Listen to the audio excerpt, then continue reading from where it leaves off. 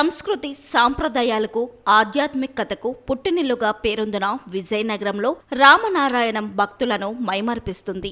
దేశంలో అరుదుగా కనిపించే వైవిధ్యమైన ఆకృతిలో శ్రీరాముని బాణం మాదిరిగా దర్శనమిస్తూ అత్యంత శక్తివంతమైన ఆధ్యాత్మిక కేంద్రంగా విరాజిల్లుతోంది. విజయనగరానికి చెందిన ఎన్సీఎస్ చారిటబుల్ ట్రస్ట్ స్థాపకులు నిర్వాహకులు అయిన శ్రీ నారాయణం నరసింహమూర్తి సంకల్పంతో వారి కుమారులు కట్టించిన అద్భుత కట్టడం ఇది. మార్చి 22, 2014న ఎంతో ప్రతిష్టాత్మకంగా ప్రారంభోత్సవం జరిగింది. ఎందరో మహానుభావులు ఈ కార్యక్రమానికి విచ్చేసి తమ అద్భుత ప్రసంగాలతో భక్తులను అలరింపచేశారు. చారిటబుల్ ట్రస్ట్ ద్వారా నిర్మితమైన ఈ ఆలయం రామాయణ ఇతివృత్తాన్ని శిల్పకళతో ప్రదర్శిస్తూ నిత్యం వేలాది మంది భక్తులను ఆకర్షిస్తుంది.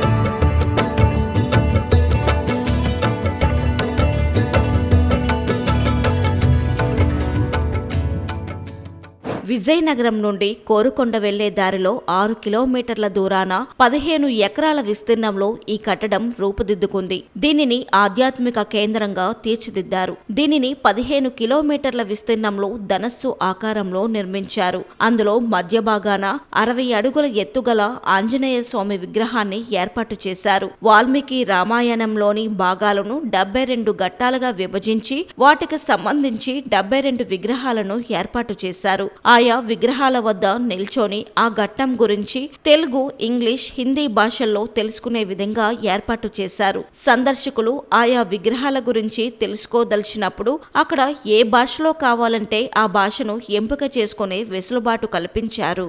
రామనారాయణం ఆలయం ఎక్కుపెట్టిన ధనస్సు ఆకారంలో నిర్మింపబడిన ఈ కట్టడం పూర్తిగా రామాయణ సారాన్ని బోధిస్తుంది. ప్రధాన ద్వారం దాటగానే సర్వ విఘ్నహర్త అయిన వినాయకుడి ఆలయం ఉంది. ఈ కట్టడం 2 అంతస్తులుగా ఉంది. పై అంతస్తులో ధనువుకు ఒక చివర విష్ణు ఆలయం, మరొక చివర సీతా లక్ష్మణ ఆంజనేయ సహిత శ్రీరామాలయం ఉన్నాయి. ఈ రెండింటిని కలుపుతూ ఒక కారిడార్ ఉంది. అందులో మొత్తం 72 కుడ్య చిత్రాలలో మొత్తం రామాయణ సారం తెలిపే చిత్రాలు ఉన్నాయి.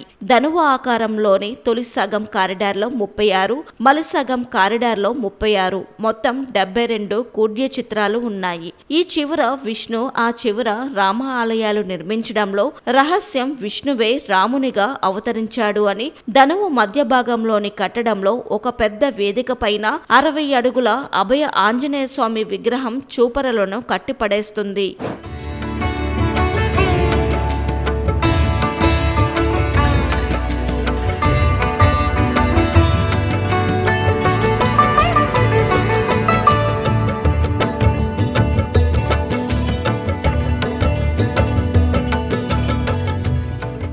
కింద నుంచి ఈ విగ్రహం వరకు వెళ్లే దారిలో రంగురంగుల విద్యుత్ దీపాలతో అలంకరించిన జల యంత్రాలు మనస్సుకు ఆహ్లాదాన్ని కలిగిస్తాయి. కింద నుంచి పైకి వెళ్లేందుకు విశాలమైన సోపాన శ్రేణి ఉంది. పైన ఆలయాల బయట జయ విజయలు, గరుత్మంతుడు, సుకుడు, నారద తుంబరుల యొక్క విగ్రహాలు ఉన్నాయి. కింద మెట్లకు ఇరువైపులా 16 అడుగుల ఎత్తు ఉన్న శ్రీ మహాలక్ష్మి, శ్రీ సరస్వతుల విగ్రహాలు శోభాయమానంగా ఉంటాయి. ఈ 2 విగ్రహాల వద్ద కూడా ఫౌంటైన్లు ఉన్నాయి. మెట్లకు ముందు ఈ ఆలయం కట్టించిన నారాయణం నరసింహమూర్తి విగ్రహం ఉంది. ఆయనకు సర్వదా పుష్పాంజలి సమర్పిస్తున్నట్లుగా 5, 6 ఆ వృత్తాలలో పూల మొక్కలు ఉన్నాయి. వీటన్నిటికీ శబరి, సుగ్రీవ ఇలా రామాయణంలో వినిపించే పాత్రల పేర్లే పెట్టారు.